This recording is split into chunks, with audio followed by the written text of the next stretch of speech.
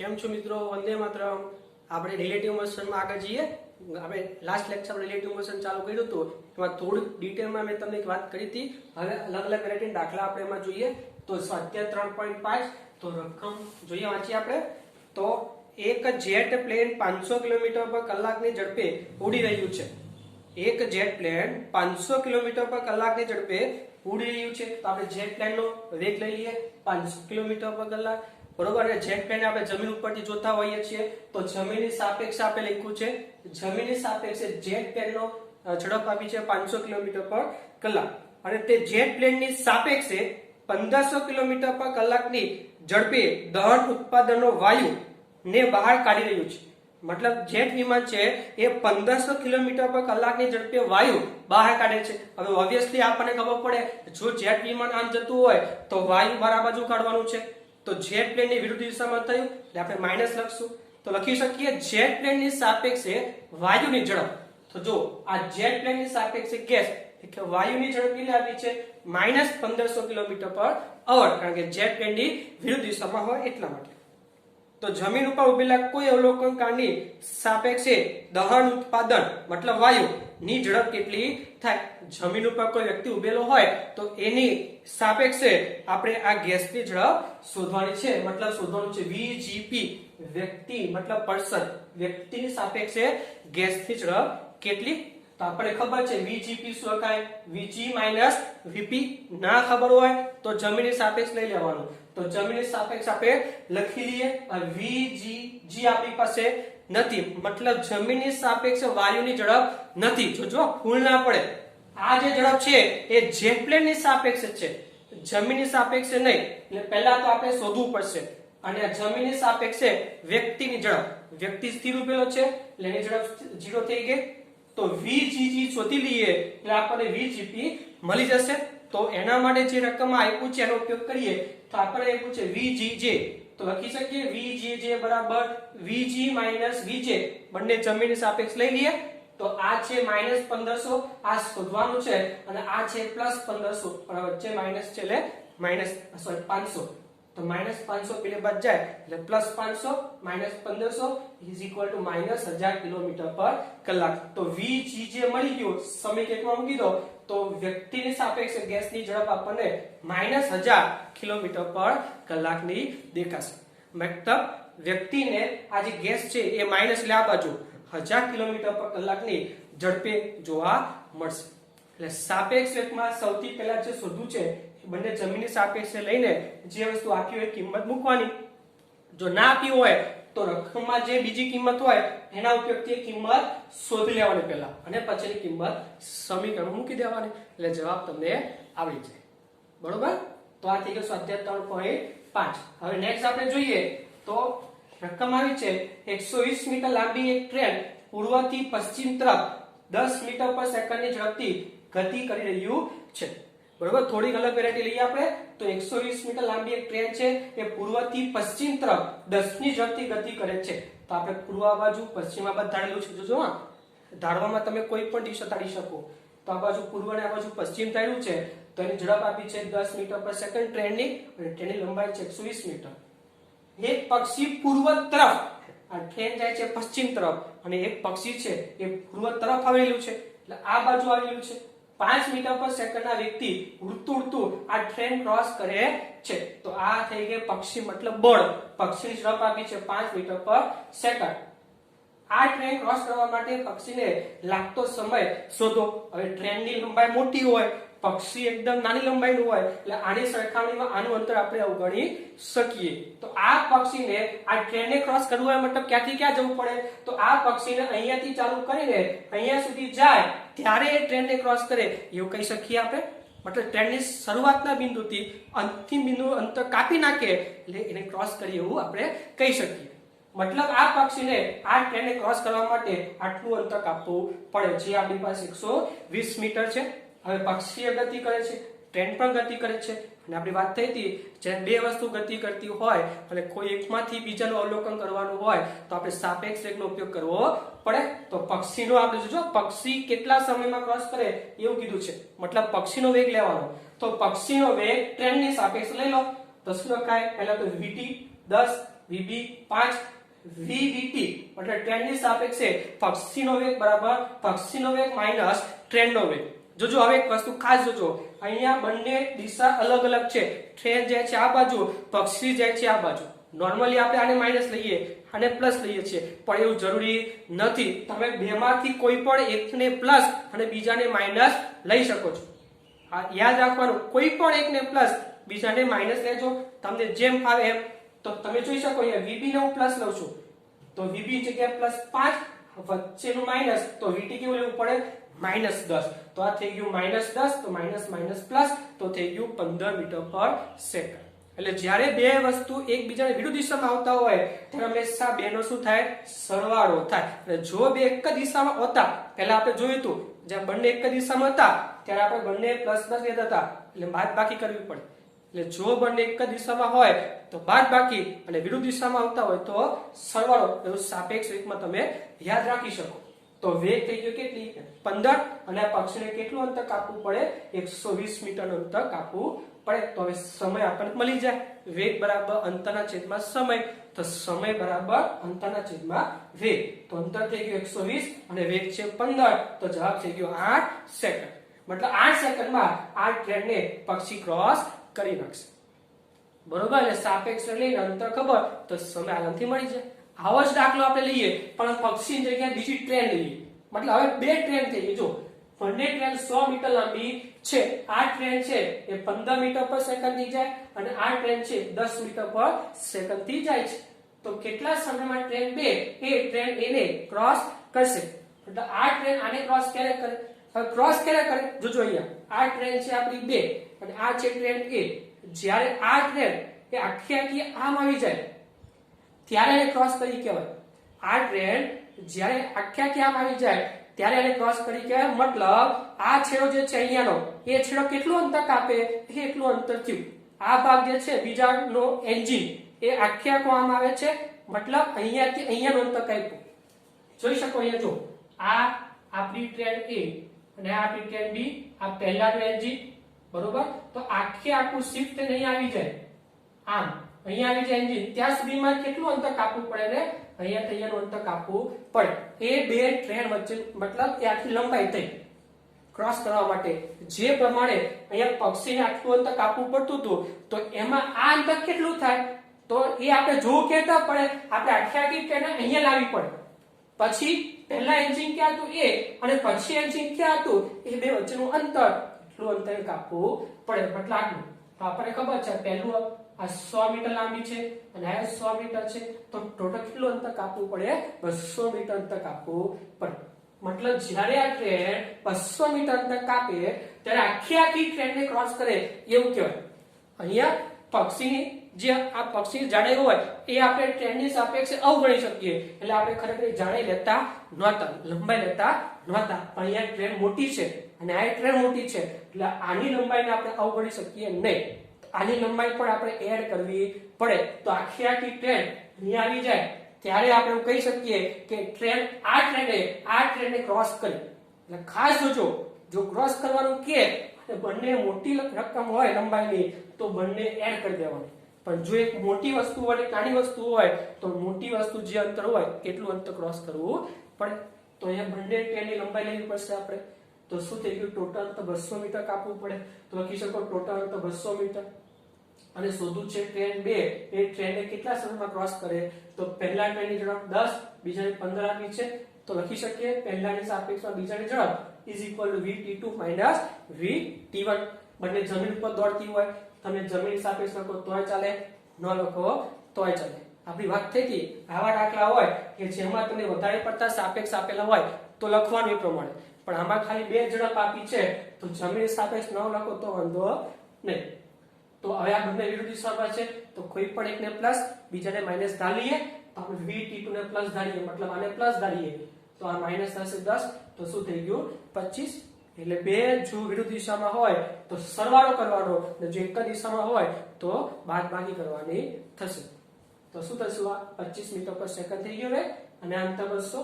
તો સેમ સૂત્ર, સમય બરાબર અંતર ભાગ્યા વેગ. અંતર છે 200, સમય છે 25, તો 25 × 8 = 200, એ શું થઈ ગયું 8 સેકન્ડ. એટલે આ સેકન્ડમાં આખી આખી ટ્રેન આને ક્રોસ કરે.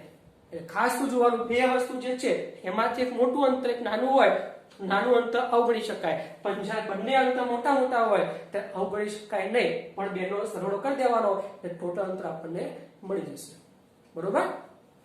જો હવે નેક્સ્ટ લોજિકલ સવાલ જોઈએ આપણે કે સ્થિર લિફ્ટમાં એક વ્યક્તિ પદાર્થને ફેંકે તો આ પદાર્થ વ્યક્તિના હાથમાં પાછો t સમયમાં આવે છે. મતલબ આ લિફ્ટ છે સ્થિર છે અત્યારે શરૂઆતમાં, અને આ જે વ્યક્તિ છે હાથમાં પદાર્થ એમ ફેંકે છે તો ઉપર જઈને પાછો આવે ત્યાં સુધીમાં સમય કેટલો છે? t છે. જો હવે લિફ્ટ અચળ વેગથી, આ શબ્દ ખાસ યાદ રાખવાનો, અચળ વેગથી ઉપર તરફ જતી હોય અને વ્યક્તિ પદાર્થને ઉપર તરફ ફેંકે તો કેટલા સમયમાં પદાર્થ વ્યક્તિના હાથમાં પાછો આવે? પહેલા લિફ્ટ સ્થિર હતી અને ઉપર ફેંકો, પાછો t સમયમાં આવ્યો. હવે લિફ્ટ અચળ વેગથી જાય છે અને હવે પાછો સેમ પ્રોસેસ કરે છે, પદાર્થ ઉપર ફેંકે છે તો કેટલા સમયમાં નીચે આવે? મિત્રો બંને કિસ્સામાં સાપેક્ષ વેગ 0 થશે, કારણ કે પહેલા લિફ્ટ સ્થિર હતી તો વ્યક્તિ પણ સ્થિર જ હોય. જો વ્યક્તિ સ્થિર હોય તો t1 સમય લેવો, તો બંને સ્થિર હોય તો લખી શકીએ લિફ્ટની સાપેક્ષમાં વ્યક્તિનો વેગ 0. બંને સ્થિર છે, બંનેના વેગ 0 થઈ જાય. અને જ્યાં લિફ્ટ અચળ વેગથી જતી હોય, જો શબ્દ ખાસ બોલજો, અચળ વેગથી જતી હોય તો આ જે વ્યક્તિ છે એનો વેગ પણ કેવો હોય? અચળ. બરોબર. કોઈ પણ સમયમાં વેગ કેવો હશે? અચળ. તો લિફ્ટનો વેગ અને વ્યક્તિનો વેગ સરખા અચળ હશે. જો પાછો સાપેક્ષ વેગ લખો તમે, v વ્યક્તિનો વેગ કોની લિફ્ટની સાપેક્ષમાં, મતલબ vpl = vp - vl. આવું લખી શકીએ આપણે, vpl બરાબર vp - vl. બંનેના વેગ સરખા જતા અચળ તો બાદબાકી 0 થાય ફરીથી, તો ફરીથી કેવો થાય? સમય સરખો જ લાગે. એટલે બંને કિસ્સામાં સમય કેવો હશે? સરખો. મતલબ પહેલા t હતો તો પછી પણ શું આવે? t જ આવે. આ ખાસ યાદ રાખવાનું, શરૂઆતમાં બંને સ્થિર, બંનેના સાપેક્ષ 0, પછી અચળ વેગ છે એટલે કહું છું, અચળ વેગ છે એટલે બંનેના વેગ સરખા તો ફરીથી પાછો સાપેક્ષ વેગ 0 તો સમય પણ સરખો થવાનો છે. એટલે ખાસ યાદ રાખો, જો અહીંયા અચળ વેગ ન હોય તો બંનેના વેગ અલગ મળે. જો અલગ વેગ મળે તો આ સમય થાય ને આના કરતા અલગ સમય લેવો પડે. ખાસ યાદ રાખજો. આમાં જ્યારે વેગ અચળ અલગ હશે ને ત્યારનો કોન્સેપ્ટ આપણે 5મા ચેપ્ટરમાં ભણશું, કે જ્યારે એકનો વેગ અલગ હોય એકનો વેગ અલગ હોય તો સમય કેટલો થાય, એ કોન્સેપ્ટ આપણે 5મા ચેપ્ટરમાં ભણશું. જેમાં નિર્દેશ પ્રેમમાં બે પ્રકારના નિર્દેશ પ્રેમ આવે, યાદ છે? મેં કીધેલું, એક ઝડપીય નિર્દેશ પ્રેમ અને બીજી અઝડપીય નિર્દેશ પ્રેમ. ઝડપીય મતલબ જે ન્યૂટનના પહેલા નિયમનું પાલન કરે છે ઝડપીય કહેવાય, જે નથી કરતો એને અઝડપીય કહેવાય. તો એ અઝડપીય નિર્દેશ પ્રેમમાં આવે જેમાં વેગ અલગ હોય, અને એનો દાખલો આપણે 5મા ચેપ્ટરમાં જોશું. બરોબર. પછી નેક્સ્ટ આવા આલેખ આપેલા હોય x વર્સિસ t નો, તમને બે અલગ પદાર્થો માટે, અને પૂછે સાપેક્ષ વેગ કેટલો. આકૃતિમાં બે પદાર્થો a અને b માટે x t ના આલેખ દર્શાવે છે. તો VAB શોધો. તો આપણને ખબર છે VAB એટલે શું? તો ભાઈ VA - VB. તો પહેલા VA શોધો પછી VB શોધો. તો આપણે ત્રીજા ચેપ્ટરમાં જોઈ ગયા છે, આવો કોઈ xt નો આલેખ હોય એના ઉપરથી વેગ શોધવો હોય તો આપણે ઢાળ શોધીએ છીએ. તો VA તો a નો ઢાળ, a નો ઢાળ તો પહેલું બિંદુ આપણે આ લઈ લઈએ અને અંતિમ બિંદુ આપણે આ લઈએ. તો y2 એટલે 15, y1 એટલે 0 અને x2 એટલે 6 અને x1 એટલે 0. તો થઈ ગયું 15/6 મતલબ 5.2. સોરી 5/2. હવે એ જ પ્રમાણે b નો ઢાળ લઈ લો. તો b માટે આ પહેલું બિંદુ આ કહેવાય અને બીજું બિંદુ તો આ જ રહેવાનું. તો y2 એટલે 15, y1 એટલે 0 અને x2 જોવું પડશે. હવે x2 એટલે 6 અને x1 મતલબ 3. તો 15 - 0 છેદમાં 6 - 3 એટલે શું થઈ ગયું? 15/3 એટલે 5 મીટર/સેકન્ડ. તો વેગ મળી ગયા. તો વેગ ઉપરથી આપણે સાપેક્ષ વેગ લખી શકીએ VA - VB એટલે 5/2 - 5 is equal to -5/2 એટલે કે -2.5 મીટર/સેકન્ડ. આ રીતે કોઈ પણ આલેખ હોય તો પણ તમને વેગ લખતા તો આવડે જ, એટલે સાપેક્ષ વેગ તમે આરામથી લખી શકો. એટલે બધા દાખલા અલગ વેરાયટીના છે. હજી આપણે અલગ વેરાયટી જોઈએ. જો આવો એક દાખલો આપણે ત્રીજા ચેપ્ટરમાં અચળ પ્રવેગીથી ગણી ચૂકેલા છે. આવો દાખલો આપણે અચળ પ્રવેગીના સૂત્ર ઉપરથી ગણી ચૂકેલા છીએ, પણ હવે આ દાખલો સાપેક્ષ વેગથી આપણે ગણવો છે. જોઈએ. જો એક ટાવરની ઊંચાઈ 39.2 મીટર છે. કોઈ એક ક્ષણે ટાવર છે 39.2 મીટર. કોઈ એક ક્ષણે ટાવર પરથી એક પદાર્થને મુક્ત પતન કરવા દેવામાં આવે છે. અહીંયાથી એ પદાર્થને મુક્ત પતન કરીએ એટલે એનો શરૂઆતનો વેગ શું થઈ ગયો? 0. બરાબર તે ક્ષણે ઠાવરના તળિયેથી બીજા પદાર્થને ઉર્ધ્વ દિશામાં 19.6 મીટર પર સેકન્ડના વેગથી ફેંકવામાં આવે છે. આ ક્ષણે બી ને ઉપર તરફ ફેંકવાનો કેટલા વેગથી 19.6 મીટર પર સેકન્ડના વેગથી ફેંકવામાં આવે છે. તો તે બંને કયા સમયે અને કઈ જગ્યાએ મળશે? તો આ બંને ભેગા ક્યાં થશે? મતલબ બંને ભેગા ત્યાં સુધીમાં કેટલો સમય લાગે અને કયા સ્થાન આગળ મળે? તો આમાં જો આપણે નવો કોન્સેપ્ટનો ઉપયોગ કરીએ જે આપણે ઓલરેડી જોઈ ગયેલા છીએ. સૌથી લખી દઈએ આપણે. જો અહીંયા આપણે આ VB અને આ થઈ ગયો VA, બરોબર? તો આપણે કામ કરીએ એની સાપેક્ષમાં B નો વેગ લખીએ. તો આપણને તમને યાદ છે ગઈકાલે વાત કરી હતી કે જેની સાપેક્ષ લખીએ એ આપણું અવલોકન સ્થાન થઈ ગયું અને એને આપણે સ્થિર ધાર લેવાનો. તો જો હું એની સાપેક્ષમાં B નો વેગ લખવા જાઉં તો એને મારે સ્થિર ધાર લેવાનો. મતલબ આ થઈ ગયો સ્થિર થઈ ગયો હોય, બરોબર? હવે આનો જે વેગ હોય એ બીજાને વિરુદ્ધ દિશામાં આપી એડ કરી દેવાનો થાય. તો 0 વેગ છે, નીચે તરફ છે, ઉપર તરફ એડ કરીએ 0 એડ કરવાથી કઈ ફરક પડવાનો નથી. તો VB આપણને કેટલું મળે?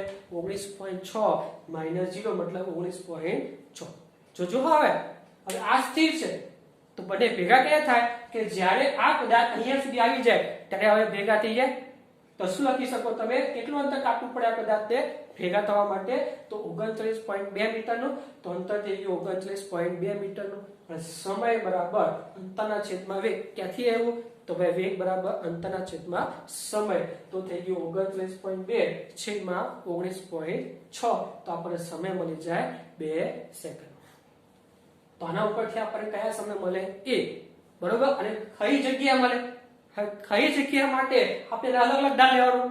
આ તો સમય માટે આપણે સાપેક્ષનો ઉપયોગ કરી લીધો. હવે કઈ જગ્યા મળે એના માટે અલગ અલગ ધારીએ. ચાલો, તો ધારો કે અહીંયા ક્યાંક મળે છે, અહીંયા, બરોબર? અહીંયા વચ્ચે ક્યાં મળે છે? તો આ પદાર્થને અહીંયા માટે x અંતર કાપવું પડે. ધાર લઈએ તો આને કેટલું અંતર કાપવું પડે? 39.2 માઈનસ x અંતર. હવે આ તો તમે ભણી ગયા છો સૂત્ર અચળ પ્રવેગી ઉપરથી યાદ છે v0 t plus half a d square. તો આનામાં શરૂઆતનો વેગ 0, કેટલું અંતર કાપવું પડે? Minus x. આનો સમય તો સરખો થવાનો 2. જેટલા સમયમાં અહીંયા આવશે એટલા સમયમાં અહીંયા આવવાનો છે. તો t બરાબર 2 મૂકો તો શું થઈ ગયું? માઈનસ x છે, આ 0 માઈનસ g into 2 સ્ક્વેર. તો આ x છે બરાબર માઈનસ પ્લસ g ની જગ્યા 9.8 અને 2 નો વર્ગ થઈ ગયો 4. તો આ થઈ ગયું x બરાબર 19.6 મીટર. મતલબ અહીંયાનું અંતર કેટલું કાપ્યું? એટલે 19.6 મીટર. અને xb અહીંયા કેટલું અંતર થાય? તો ભાઈ 39.2 માઈનસ x. તો 19.6 તમે કરો તો 19.6 મીટર વધે, બરોબર છે? હવે આમાં કેમ સાપેક્ષ લીધો? તમને એના માટે કહું છું કારણ કે સમય છે ને, આ સમય એ નિર્દેશ પ્રેમ ઉપર આધાર રાખતો નથી. આપણે આગળ પણ બોલી ચૂકેલા છીએ કે એક તો સમય આધાર નથી રાખતો અને બીજી વસ્તુ બે પદાર્થો વચ્ચેનું અંતર. જો પદાર્થનું અંતર નથી બોલતો, બે પદાર્થો વચ્ચેનું અંતર કહું તો બે પદાર્થો વચ્ચેનું અંતર, તમે બે પદાર્થો વચ્ચેનું અંતર પૃથ્વી ઉપરથી જુઓ, બીજી કોઈ જગ્યા ઉપરથી જુઓ, બધી જગ્યાએ તમને એક સરખું લાગે. એનો મતલબ શું થઈ ગયો? એક તો સમય અને બીજું બે પદાર્થો વચ્ચેનું અંતર એક કદી પણ નિર્દેશ પ્રેમ ઉપર આધાર રાખતું નથી. તો ખાસ યાદ રાખજો, બે પદાર્થો વચ્ચેનું અંતર તથા સમય નિર્દેશ પ્રેમ પર આધાર રાખતું નથી. તમે કોઈ પણ નિર્દેશ પ્રેમ લો બધામાં જવાબ સરખો જ આવે. તમે જો b ની જગ્યાએ આપી દીધું હોય તો પણ જવાબ તો 2 સેકન્ડ જ આવવાનો હતો. એટલે સમય નિર્દેશ પ્રેમ પર આધાર નથી રાખતું એટલે આપણે કોન્સેપ્ટનો ઉપયોગ કરી શકીએ કઈ સમય માટે, પણ આ જે અંતર છે એના માટે લાગુ પડે નહીં. એટલે સમય એ નિર્દેશ પ્રેમ પર આધાર રાખતો નથી માટે તમે આ કોન્સેપ્ટ લઈ લેવાનો અને સ્થિરતા લેવાનું. ડિસ્ટન્સ આટલું કાપે તો બે ભેગા થઈ જાય તો તમારો સમય મળે 2 સેકન્ડ. જો કે આ દાખલો તમે અચળ પ્રયોગીના ઉપયોગથી કરો તોય વાંધો નથી. આ તો ખાલી સાપેક્ષ હતો એટલે મેં તમને સમજાવેલું છે કે ગણ સમયમાં ખાલી હો, એટલે સમયમાં કોન્સેપ્ટ લઈ લેવાનો અને આ તો આપણું અચળ પ્રયોગીનું છે એના ઉપરથી ગણી લેવાનું. બરોબર? તો લખી લો આટલું, પછી આગળ જઈએ. ચલો આગળ છીએ મિત્રો, નેક્સ્ટ એક્ઝામ્પલ જોઈએ. 30 મીટર પર સેકન્ડની ઝડપે જતી ટ્રેન એનો ડ્રાઈવર બીજા એક ટ્રેન બી ને તે જ પાટા પર તે જ દિશામાં 10 મીટર પર સેકન્ડની ઝડપથી જતી જોતા બ્રેક મારે છે. બરોબર? શરૂઆતમાં આ પણ ટ્રેન ગતિ કરે છે અને આ ટ્રેન બંને એક જ પાટા ઉપર છે. આની ઝડપ આપી છે 30 મીટર પર સેકન્ડ અને આની શરૂઆતની ઝડપ આપી છે 10 મીટર પર સેકન્ડ. જોતા બ્રેક મારે છે અને પરિણામે ટ્રેન પર મતલબ આ ટ્રેન જોવે છે આની ટ્રેન ઉપર 2 મીટર પર સેકન્ડ સ્ક્વેરનો પ્રતિપ્રવેગ લાગે છે. પ્રતિપ્રવેગ એટલે માઈનસ લેવું પડે. તો એક્સિડન્ટ નિવારવા માટે બંને ટ્રેન વચ્ચેનું અંતર ઓછામાં ઓછું કેટલું હોવું જોઈએ? તો આપણને ખબર છે આ 30 મીટર પર સેકન્ડ થી જાય અને 10 મીટર પર સેકન્ડ મતલબ આની સ્પીડ વધારે એટલે ઝડપથી નજીક આવશે. પરંતુ આનો પ્રવેગ માઈનસ મતલબ શું? વેગ ધીમે ધીમે ઘટે. તો જો આનો વેગ ધીમે ધીમે ઘટતો જાય અને જો આ ટ્રેન ઘટતા વેગ સાથે આની સાથે અથડાઈ જાય તો પછી એક્સિડન્ટ થઈ ગયું કહેવાય. તો એક્સિડન્ટ ના થાય એના માટે આનો વેગ ઘટીને 0 થઈ જવો જોઈએ અને અહીંયા સુધી એની સાથે અથડાવવું જોઈએ નહીં. ઇન શોર્ટ, આનો જો અંતિમ વેગ 0 થઈ જાય તો આપણે એવું કહી શકીએ કે આની સાથે એક્સિડન્ટ થવાનું નથી. ઓબ્વિયસલી છે, એક લોકલ ગાડી જતી હોય અને એક એક્સપ્રેસ ગાડી જતી હોય તો એક્સપ્રેસ ગાડીને તમે ઊભી નહીં રાખો તો ઓબ્વિયસલી છે એક્સિડન્ટ થવાનું જ છે. પણ તમારે જો આને ગાડીને ઊભી રાખશો, તમે ગતિ કરતા સ્ટોપ કરી નાખશો તો એ એક્સિડન્ટ થવાનો નથી. તો આને આપણે સ્ટોપ કરવી પડે તો જ એક્સિડન્ટ નહીં થાય, નકે થવાનું જ છે. તો શરૂઆતનું બંને ગતિ કરતા હતા, પછી આ સ્ટોપ થઈ જશે તો આપણે લઈ શકીએ કે ભાઈ આની સાપેક્ષમાં શરૂઆતનો વેગ મતલબ b ની સાપેક્ષમાં એનો શરૂઆતનો વેગ લઈએ તો શું થશે? 30 - 10 = 20 મીટર પર સેકન્ડ. કારણ કેમ કે સાપેક્ષ લેવું પડે? કારણ કે બંને વસ્તુ ગતિ કરે છે અને આની સાપેક્ષમાં ને જોવાનું છે. તો બંને ગતિ કરતા હોય અને તમે કોઈ ગતિ કરતી વસ્તુમાંથી જુઓ, હંમેશા સાપેક્ષ લેવો પડે, યાદ રાખવાનું. તો શરૂઆત બંને ગતિ કરે છે તો આની સાપેક્ષમાં આનો વેગ શું થઈ ગયો? VAB = 0. શરૂઆતનો 0, આ 30 - 10 = 20 મીટર પર સેકન્ડ અને એનો પ્રતિપ્રવેગ છે -2 મીટર પર સેકન્ડ સ્ક્વેર. અને ઊભી રાખશું એટલે આનો અંતિમ વેગ b ની સાપેક્ષમાં 0 થઈ જશે. તો શું થશે? x બરાબર કેટલું? મતલબ આ x અહીંયાથી કેટલું અંતર કાપે? તો જો આ a ની વાત કરીએ છીએ, જ્યારે આ a અહીંયા આવી ગયું, સ્થિર થઈ ગયો, તો આનો અંતિમ વેગ 0 થઈ જાય એટલે આનો અંતિમ વેગ ખરેખર અહીંયા va લખાય. બરાબર, va. તો શું થઈ ગયું? va બરાબર 0. તો x બરાબર કેટલું? તો શું થઈ ગયું? va². આપણું સૂત્ર v² - v²/2a. આ અંતિમ સ્થિર છે એટલે 0 લખવાનું. શરૂઆતમાં બંને ગતિ કરતું હતું એટલે સાપેક્ષમાં લખવું પડે. તો શું થઈ ગયું? va² - vab શરૂઆતનો વેગ સ્ક્વેર /2a. આ 0, આનો 20 નો વર્ગ 400 બરોબર /2 એની જગ્યાએ -2 માઇનસ પ્લસ થઈ જાય તો 400/4 મતલબ 100 મીટર. તો 100 મીટર અંતર કાપીને અહીંયા આવે 100 મીટર અંતર કાપે અને પછી કેવું થઈ જાય? સ્થિર થઈ જાય. એટલે ખાસ જોવાનું કે શરૂઆત બંને ગતિ કરે છે એટલે સાપેક્ષ વેગ શરૂઆતનો લેવાનો, પછી અંતિમ તો સ્થિર થઈ ગયું તો સાપેક્ષ લેવાની જરૂર નથી. તો આ સ્થિર એટલે ડાયરેક્ટ લખી દેવાનું va બરાબર 0 અને x અંતર શોધવાનું છે. તો તમે આનો ઉપયોગ કરી શકો છો. આ સાપેક્ષ વેગના આ રીતથી દાખલો થયો. આ તો ખરેખર અચળ પ્રયોગી વાળો તમે લઈ શકો સૂત્ર ઉપરથી. બરોબર, તમે કેવી રીતે કરશો જો કરવું હોય તો એ તા લેવાનું કે ભાઈ એક્સિડન્ટ નિવારવું હોય તો આનો વેગ 0 થઈ જાય તો આ સૂત્ર આવશે. બરોબર, પણ આપણે હમણાં સાપેક્ષ વેગથી ગણીએ છીએ. આવો હજી દાખલો આગળ જોઈએ અને પછીના અચળ પ્રયોગથી પણ કરી જોઈએ કે થાય પણ જોઈએ. જો નેક્સ્ટ દાખલો જે હવે થાય છે ચોર પોલીસ વાળા દાખલા. બરોબર, ટોપિક દાખલા તો આ જ છે, સાપેક્ષ વેગના છે, પણ હેડિંગ શું છે? ચોર પોલીસ વાળા દાખલા. તો જો પહેલો જોઈએ આપણે તો શું લખ્યું છે? આ એક પોલીસ છે 20 મીટર પર સેકન્ડ થી જાય છે જમીનની સાપેક્ષમાં અને આ છે 10 મીટર પર સેકન્ડની સ્પીડમાં ચોર જાય છે જમીનની સાપેક્ષમાં. તો બંને વચ્ચેનું અંતર કેટલું છે? 100 મીટર.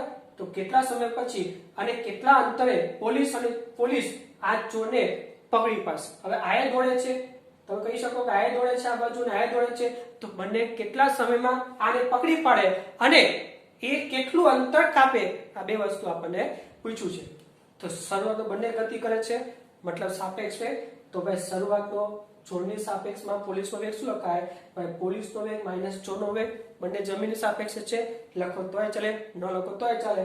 તો આ થઈ ગયું vpg - vcg.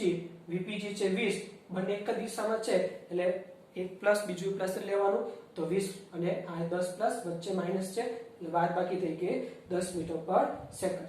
અને આ અંતર જો અહીંયા અને પકડવું હોય તો આટલું અંતર કાપવું પડે. તો શું થઈ ગયું? આ 100 મીટર. સમય કેટલો લાગે? તો આપણી પાસે વેગ છે, અંતર છે, સમય શોધવો છે.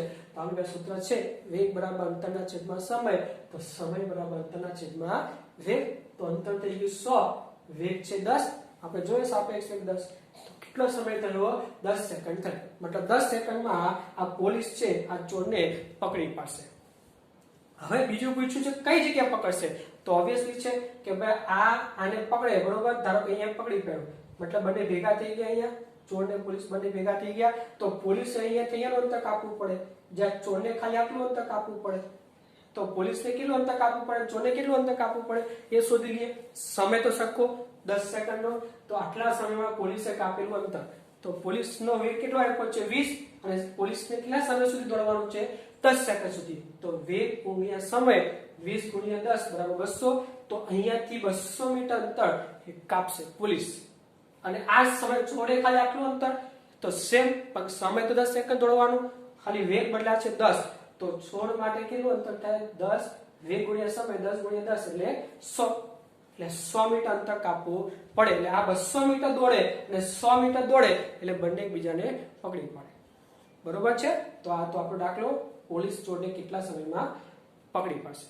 એટલે આપણે હમણાં દાખલો એક જોયો તો આગળ કે સાપેક્ષ બે વચ્ચેનું અંતર કદી બદલાતું નથી, અને કોઈ આપણે જેની સાપેક્ષ લઈએ અને સ્થિર ધાર લેવાનો, આપણે છોડની સાપેક્ષ લીધું હતું તો આને આપણે સ્થિર ધાર એ કોન્સ્ટન્ટ પણ ચાલે.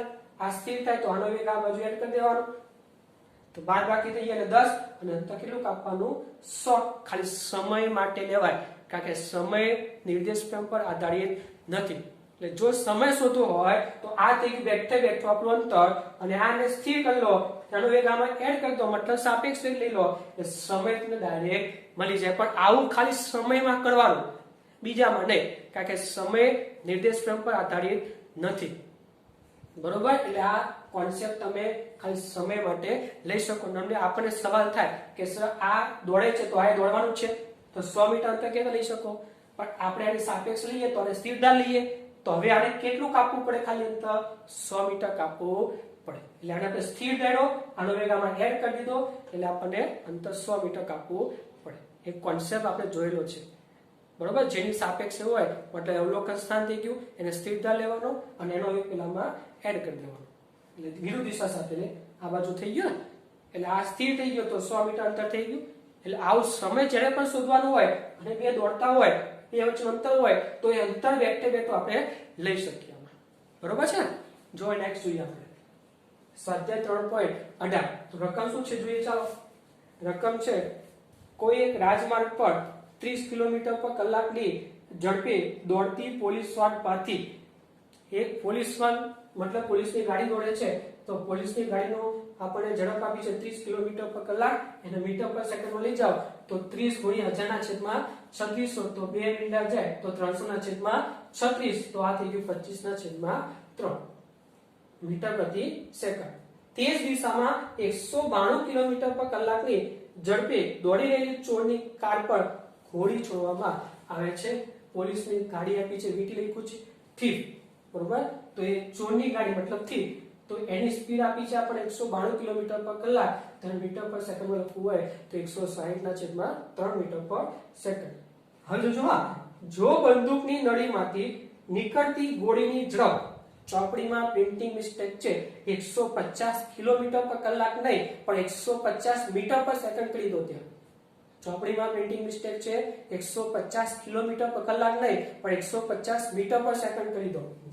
તો જો બંદૂકની નળીમાંથી નીકળતી ગોળીની ઝડપ 150 મીટર પર સેકન્ડ હોય તો ગોળી ચોરની કારને કઈ ઝડપે અથડાશે. બરોબર. ગોળી એ ચોરની કારને કઈ ઝડપે અથડાશે, મતલબ ચોરની સાપેક્ષમાં ગોળીનો વેગ તમારે શોધવાનો છે. હવે ખાસ ધ્યાન આપજો, પોલીસ વાન છે એમાં ઓબ્વિયસલી પોલીસ તો હોવાનો છે, અને પોલીસ હોય તો એની પાસે ગન પણ હોવાની છે. તો જો પોલીસની ગાડી આટલી સ્પીડમાં દોડતી હોય તેનો મતલબ પોલીસ મેન જે વ્યક્તિ હોય એ પણ આટલી સ્પીડમાં દોડવા જતો હશે, અને એની સાથે જે ગન છે એ ગન પણ આટલી સ્પીડમાં જતી હશે. એટલે આપણે કહી શકીએ પોલીસ વાનની ઝડપ કયો, પોલીસની ઝડપ કયો કે ગનની ઝડપ કયો, બધું એક જ, કારણ કે ત્રણેય વસ્તુ એક જ જગ્યાએ છે ગાડીમાં. તો પોલીસની જે ઝડપ છે એ બેઠે બેઠી ગોળી એટલે કે બુલેટની ઝડપ આપણે લઈ શકીએ, પણ કોની સાપેક્ષમાં, તો એ લેવાની છે આપણે પોલીસ વેન મતલબ જે પોલીસની ગાડી છે એની સાપેક્ષમાં. કારણ કે ગોળી ચાલુ ગાડીમાં છૂટે, તમને ખબર કે આપણે વાહન હોય મતલબ પોલીસની ગાડી હોય, એની અંદર જે બંદૂક હોય બરોબર, તો એ બંદૂક પોલીસની અંદર જ હોય. આપણને ખબર છે એની અંદર હોય મતલબ જે બુલેટનો વેગ આપણને આપ્યો હોય એ પોલીસની સાપેક્ષમાં આપેલો હોય આપણને. તો અહીંયા આપેલો છે આપણને પોલીસનો વેગ આટલો અને થીટનો વેગ તો આટલો આપ્યો છે, પણ જે પોલીસ આ જે બંદૂક માંથી જે ગોળી છૂટે છે એનો જે વેગ આપ્યો છે 150 મીટર પર સેકન્ડ, એ ખાસ યાદ શું રાખવાનું, પોલીસ જીપની સાપેક્ષમાં હોય. કારણ કે એ ગોળી છોડે છે કોણ, પોલીસમેન બરોબર. અને પોલીસમેન ક્યાં છે, ગાડીની અંદર છે અને ગાડી ગતિ કરતી છે. મતલબ શું થઈ ગયું, આ પોલીસની સાપેક્ષમાં ગોળીનો વેગ આપણે કહી શકીએ 150. આ ભૂલ પડે એવું છે એટલે ખાસ યાદ રાખજો. ડાયરેક્ટ બુલેટનો વેગ નહીં લખતા. જો બુલેટ ક્યાં છે જો પેલા, તો બુલેટ છે ગાડીની અંદર. આપણે જોઈ ગયા છે વસ્તુ જેમાં ગતિ કરતું હોય એની સાપેક્ષમાં લેવાનું. જો વસ્તુ જમીન ઉપર હોય તો જમીનની સાપેક્ષ, જો વસ્તુ ગાડીની અંદર હોય તો ગાડીની સાપેક્ષ. તો બુલેટ ગાડીની અંદર છે તો બુલેટનો વેગ આપણે ગાડીની સાપેક્ષમાં લેવો પડે 150 મીટર પર સેકન્ડ. તો હવે તો ક્લિયર થઈ ગયું. VBP એટલે કે પોલીસની સાપેક્ષમાં ગોળીનો વેગ ઇઝ ઇક્વલ ટુ ગોળીનો વેગ માઈનસ પોલીસનો વેગ. આના પરથી ગોળીનો વેગ શોધી લઈએ આપણે, કારણ કે જરૂર પડશે આપણે એટલે. તો VP આ બાદ જાય તો આપણે આપ્યું છે 150 અને VP આપણી પાસે 25/3, તો 150 પ્લસ 25/3 કરો એટલે 475/3 મીટર પર સેકન્ડ બુલેટનો વેગ મતલબ ગોળીનો વેગ મળી ગયો. હવે આપણે શોધવું છે શું, તો આપણે શોધવું છે છોડની સાપેક્ષમાં ગોળીનો વેગ કેટલો, મતલબ થીફની સાપેક્ષમાં બુલેટનો વેગ કેટલો, મતલબ VBT શોધવું છે. આપણી પાસે VB આવી ગયું, તો VB માઈનસ VT, આ VB ની કિંમત મૂકો અને VT આપેલું છે 160/3, લસા કાઢો, સાદુરૂપ આપો 105 મીટર પર સેકન્ડ મળશે. એટલે આપણે શોધવું છે આ, પણ શોધવા માટે VB નહોતું, તો VB શોધવા માટે આપણી પાસે VBP છે, એના ઉપરથી આપણે VB શોધી લીધું. પણ આ ખબર પડવી જોઈએ, કારણ કે શરૂઆતમાં બુલેટ પોલીસ કારની અંદર હતું, પોલીસ વાનની અંદર, મતલબ જે શરૂઆતનો વેગ આપ્યો તો 150 એ પોલીસની ગાડીની સાપેક્ષમાં હતો. એટલે 150 મીટર પર સેકન્ડ એ p ની સાપેક્ષમાં હતો. એના ઉપરથી VB શોધીએ, VB ની કિંમત આમાં મૂકી દો એટલે જવાબ મળી જશે. બરોબર છે. એટલે પોલીસ ચોરના દાખલા કહેવાય. હવે જો મેં તમને વાત કરી હતી કે આ પોલીસ ચોરના આ દાખલા છે, આ બધા અચળ વ્યક્તિ પણ કરી શકો અને સાપેક્ષ વ્યક્તિ પણ કરી શકો. પણ જો તમને અચળ વ્યક્તિ આવડતા હોય તો વાંધો નહીં, બંને મિક્સ નહીં કરવાનું, કોઈ એક જ રીત કરવાની. જો અચળ વ્યક્તિ આવડતા હોય, આના આગળ પણ જોઈ ગયા, એક નીચે પડતો હોય, ઉપર આવતો હોય, તો આવા દાખલા જો અચળ વ્યક્તિ આવડતા હોય તો એનાથી જ ગણવાના, પછી સાપેક્ષ વેગમાં મિક્સ કરવાનું નહીં. પણ જો સાપેક્ષ વેગ ફાવતું હોય તો પછી સાપેક્ષ વેગથી કરી શકો, પણ બેમાંથી એક જ રીત કરવાની, ક્યાં તો અચળ પ્રયોગી વાળી ક્યાં તો સાપેક્ષ. થાય બંનેથી, પણ કોઈ એક જ મેથડ યાદ રાખવાની. જો હવે આ શું આપ્યું છે, પોલીસ મેન છે 20 મીટર પર સેકન્ડની દોડે છે અને આ જે છોડ છે એ 1 મીટર પર સેકન્ડ સ્ક્વેરના પ્રવેગથી દોડે છે. જો આ શરૂઆતમાં સ્થિર હતો અને પછી એ પ્રવેગી ગતિ શરૂ કરે છે, મતલબ પહેલા સ્થિર અને પછી દોડવાનું શરૂ કરે છે. જ્યારે આનો પ્રવેગ 0 છે મતલબ વેગ અચળ થઈ ગયો. એટલે જો રકમમાં પ્રવેગનો ઉલ્લેખ હોય મતલબ પ્રવેગી ગતિ થઈ, જો રકમમાં પ્રવેગનો ઉલ્લેખ ના હોય તો અચળ વેગી ગતિ ધાર લેવાની. પ્રવેગ હોય તો અચળ પ્રવેગી મતલબ પ્રવેગી લેવાનું, અને જો પ્રવેગ 0 ન આપેલું હોય તો વેગ અચળ છે ઉધાર લેવાનું. બરોબર. તો કેટલા સમયે પોલીસ એ ચોરને પકડી પાડશે, મતલબ કેટલા સમયમાં આને પકડી પાડે, હમણાં જોઈ ગયા. સમય એ આપણું નિર્દેશ ક્રમમાં આધારિત નથી, તો સમયના દાખલા જ્યારે પણ પૂછે તમે ડાયરેક્ટ આ અંતર લઈ શકો 150. કારણ આપણે જોયું તો હમણાં દાખલામાં આપણે આની સાપેક્ષમાં લઈએ અને સ્થિર ઢાળ લઈએ અને આની ઝડપ છે આ બાજુ એડ કરી દઈએ તો આપણે ડાયરેક્ટ મળી જશે. તો શું થશે, જો શરૂઆતનો ચોરની સાપેક્ષમાં પોલીસનો વેગ ઇઝ ઇક્વલ ટુ શરૂઆતનો પોલીસનો વેગ માઈનસ શરૂઆતનો ચોરનો વેગ. પોલીસનો વેગ આપ્યો 24, શરૂઆતમાં ચોર સ્થિર હતું એટલે 0, તો શરૂઆતનો થઈ ગયો કેટલો આપણો 20 મીટર પર સેકન્ડ. હવે જોજો હા, અહીંયા પ્રવેગ આપ્યો છે આપણને આનો 0 અને આનો 1 મીટર પર સેકન્ડ સ્ક્વેર. હમણાં જે દાખલા ગયા એમાં બંનેમાં વેગ અચળ હતો, કારણ કે પ્રવેગનો ઉલ્લેખ હતો ને. તો જો વેગનો અચળ વેગ હોય તો ડાયરેક્ટ તમે સૂત્ર કહી દીધું તો વેગ બરાબર અંતરના છેદમાં સમય. પણ અહીંયા પ્રવેગ છે એટલે પ્રવેગી ગતિનું સૂત્ર લેવું પડશે. તો શું થઈ ગયું? પ્રવેગ સાપેક્ષ લઈએ. આપણને ખબર છે વેગ પર સાપેક્ષ હોય, પ્રવેગ પર સાપેક્ષ હોય, અને સ્થાનાંતર પર સાપેક્ષ હોય. તો આ થઈ ગયું એપીસી એટલે એપી માઇનસ એસી, આ 0 અને આ છે 1 એટલે -1 મીટર પર સેકન્ડ સ્ક્વેર, અને અંતર થઈ ગયું 150 મીટર. તો આનો ઉપયોગથી આપણે સમય શોધવો છે. તો આપણી પાસે v0 છે, આપણી પાસે a છે, આપણી પાસે x છે, અને આપણે t શોધવું છે. તો આ સૂત્ર લઈ શકીએ આપણે v0 t + ½ at². આ શરૂઆતનો વેગ અને આ પ્રવેગ apc t². આ છે 150. આ છે આપણી પાસે કેટલું? શરૂઆતનો 20 t અને એની જગ્યાએ -1 * t² લસા કાઢો 2 છેદમાં 2 સામે છે 300. આ થઈ ગયું 40t અને આ થઈ ગયું -t². અને આમાં લાવો તો -t² પ્લસ થઈ જાય, અને માઈનસ આ 40t હતું આ બાજુ આવે તો -40t, અને આ 150 નું થઈ જાય 300. લસા 2 છેદમાં તો એટલે ઉપર જાય ને, તો આ થઈ ગયું સમીકરણ t² -40t + 300 = 0. અને હવે પાડી દો તો આ t -30t -10t + 300 = 0. તો થઈ ગયું t - 30 = 0 અને t - 10 = 0. તો t = 30 એટલે t = 10 સેકન્ડ. એનો મતલબ શું થયું? બે વખત પકડે. એનો મતલબ આ રીતે જો અહીંયાથી પોલીસની સ્પીડ પેલા 20 છે બરોબર, અને શરૂઆતમાં સ્થિર હતું એટલે આ પોલીસ તંત્ર કે અહીંયા પેલા પકડી પાડે. એટલે અહીંયા આ થઈ ગયો આપણો છોડ અને આ થઈ ગયો પોલીસ વાળો. હવે ધીમે ધીમે જે પોલીસ વાળો છે સ્પીડ વધારે છે શરૂઆતમાં એટલે સ્થિર છે, એટલે પોલીસ વાળો એક વખત પકડીને આગળ જતો રહેશે. પોલીસ વાળો મતલબ ચોર પાછળ અને પોલીસ વાળો આગળ થઈ ગઈ, પણ ધીમે ધીમે આનો પ્રવેગ વધશે એટલે ધીમે ધીમે હવે આગળ જશે, અને અમુક સમય પછી પાછા બને શું થશે? ભેગા થઈ જશે. બે વખત ભેગા થાય એટલે 10 સેકન્ડ આગળ, એટલે અહીંયા ભેગા થઈ ગયા 10 સેકન્ડ આગળ બરોબર. શરૂઆતમાં આની સ્પીડ વધારે, આ સ્થિર હતું એટલે આ ઝડપથી આવશે, આ ધીમે ધીમે જશે. તો પહેલા ભેગા થયા, પછી આની સ્પીડ ઝડપથી જ વધારે છે એટલે આ મળીને ભેગા થઈને આગળ નીકળી જશે, અને ધીમે ધીમે પાછળથી આવશે.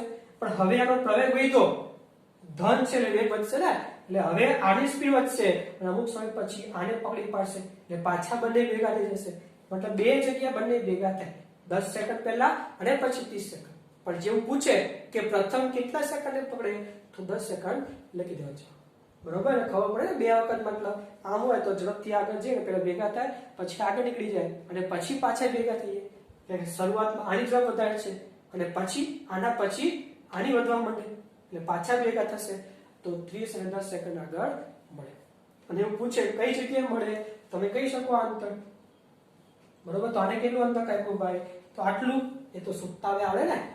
30 સેકન્ડ લઈ લો, એની સ્પીડ છે 20 એટલે થઈ જાય વેગ બરાબર અંતર ભાગ્યા સમય, કારણ કે આ તો વેગ અચળ છે.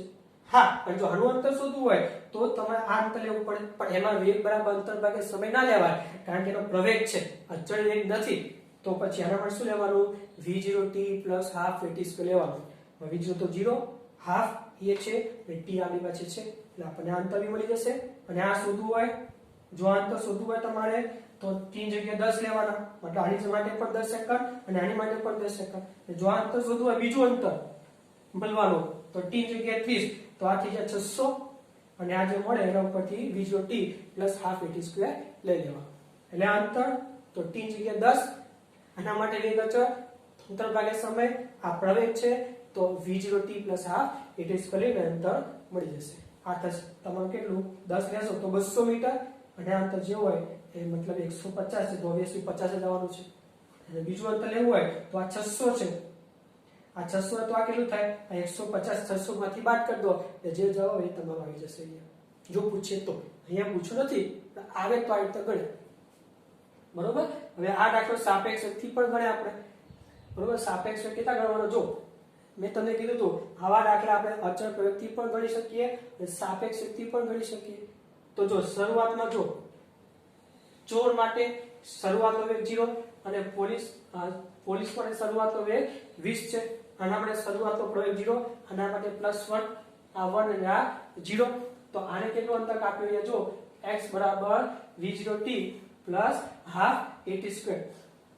અચળ પ્રવેગથી આપણે જો ગણીએ કેટલા? શરૂઆતનો વેગ 0 c નો, શરૂઆતનો વેગ 1 મેં કીધું ને, શરૂઆતનો વેગ 0 અને પ્રવેગ 1, તમે અચળ પ્રવેગથી ગણી શકો.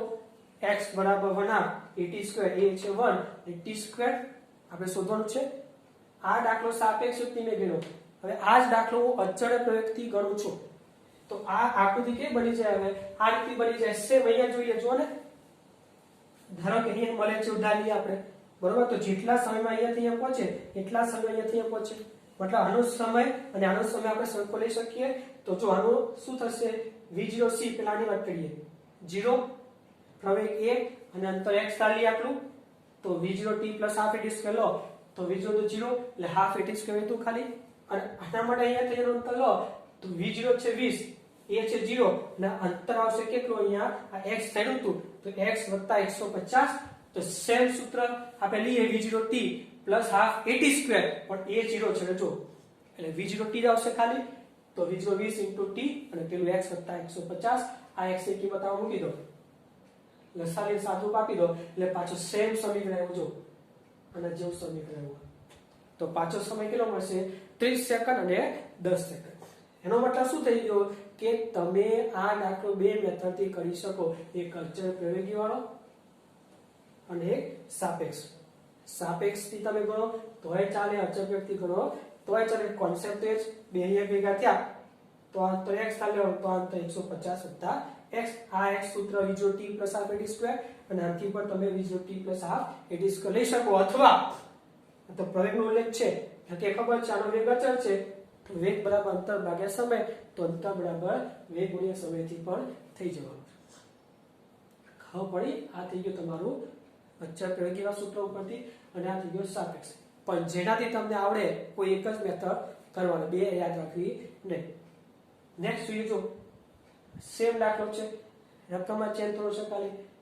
પોલીસ 10 મીટર/સેકન્ડ, પોલીસનો પ્રવેગ 0, આ છોડ 1 મીટર/સેકન્ડ², શરૂઆતમાં સ્થિર છે. અંતર છે શું? છોડને પોલીસ પકડી શકશે કે નહીં? જો ના, તો બંને વચ્ચેનું નજીકતમ અંતર કેટલું? મતલબ આને આ પકડી શકે કે નહીં? હવે ખબર કેતા પડે. તો 150, ધારો કે એવું કહીએ કે આપણને એવું ધારી લઈએ છીએ કે આ પોલીસ છે ચોરને પકડે છે, તો આ પોલીસને કેટલું અંતર કાપવું પડે? 100 મીટર અંતર કાપવું પડે. ફરીથી પાછો સેમ કોન્સેપ્ટ, ચોરની સાપેક્ષમાં ધારો તો ચોરને ધારો સ્થિર, તો પોલીસની આની જે ઝડપ હોય અને એડ કરી દેવાની, અને આટલું અંતર કાપવું પડે પોલીસને 100 મીટર. જો આપણને સમય મળી જાય તો એ સમય વડે કહી શકીએ આપણે કે ભાઈ આને પકડી પાડશે. પણ જો સમય આપણને મળશે જ નહીં આવો કોઈ, તો પછી એવું કહી શકશું આપણે કે ભાઈ આને આટલા અંતર સુધી જઈ શકવાનો નથી. તો જોઈએ, જો શરૂઆતનો ચોરની સાપેક્ષમાં પોલીસનો વેગ કેટલો? તો શરૂઆતમાં પોલીસનો વેગ 10, શરૂઆતમાં ચોરનો વેગ 0 એટલે થઈ ગયું 10. તો APC પ્રવેગ લઈએ આપણે, તો AP - AC આ 0 અને આ છે 1 એટલે -1, અને અંતર કેટલું કાપવું પડે? 100 મીટર. તો આપણે અચળ પ્રવેગનો સૂત્ર લઈએ, v0t + ½ at², તો આ છે 100 મીટર, આની કિંમત છે 10, t -1/2 એટલે -1 છે ને, એટલે -1/2 * t². લસા કાઢો 2, લસા સામે છે 200, આ 20t એટલે -t². આ 20t - t² બાદ લાવો એટલે સમીકરણ થઈ ગયું +t², -20t + 200 = 0. અને હવે ડાયરેક્ટ આના જેમ પડતા નથી, એટલે 10મા ધોરણનું સૂત્ર આપણે જોઈ ગયા હતા, -b + 1 - √b² - 4ac/2a. આ a એટલે 1, આ કહેવાય b, આ a, આ b, અને આખે આખું આ કહેવાય c. તો શું થઈ ગયું? -b એટલે -20 એટલે પ્લસ થઈ ગયા 20, તો જો માઈનસ લેવાનું આખે આખું, +1 - b² એટલે -20 નો વર્ગ 400, -4 a એટલે 1, c એટલે 200. તમે જોઈ શકો અહીંયા આવશે -800, એટલે 400 - 800 એટલે -400. માઈનસનું વર્ગમૂળ શક્ય નથી, મતલબ સમય આપણને મળી શકવાનો નથી.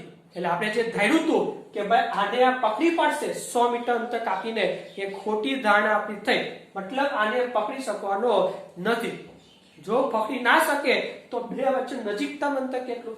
ધારો કે પોલીસ વાળો છે અહીંયા આવીને સ્ટોપ થઈ ગયો, બરોબર? તો અહીંયા આવીને સ્ટોપ થઈ ગયો, તો આ અંતર છે નજીક પર નજીક એનું થઈ શકે. તો જો સ્ટોપ થઈ જાય, બરોબર, તો અંતિમ વેગ લઈ શકીએ આપણે પોલીસનો. તો ભાઈ શરૂઆતનો કેટલો હતો? તો શરૂઆતનો તમે જો અહીંયા VPC = 10, અને પછી થઈ ગયો 0, અને પ્રવેગ આપણે -1 લઈ શકીએ સાપેક્ષ. તો હવે આ અંતર કેટલું થાય આનું? આ s અંતર, બરોબર? જે s અંતર મળે એને 100 માંથી આપણે બાદ કરી દેશું, નજીકમાં નજીક અંતર મળી ગયું. નજીક મતલબ શું? કે અહીંયા ગતિ કરતો કરતો અહીંયા સુધી જઈ શકશે, એનાથી વધારે જઈ શકવાનો નથી, કારણ કે ચોખ્ખું આના ઉપરથી ખબર પડી કે આને પકડી શકવાનો નથી. જો પકડી ન શકે તો 100 મીટર અંતર કપાય નહીં, એનાથી ઓછું અંતર કંઈક કપાય. તો આ અંતર કપાય એ મળી જાય તો 100 માંથી બાદ કરી દો, નજીક પર અંતર મળી ગયું. આપણે નજીક અંતર કીધું છે પોલીસ અને ચોરનું, આ અંતર તો નજીક અંતર. તો આપણે સૂત્ર મૂકો, પાછું સેમ.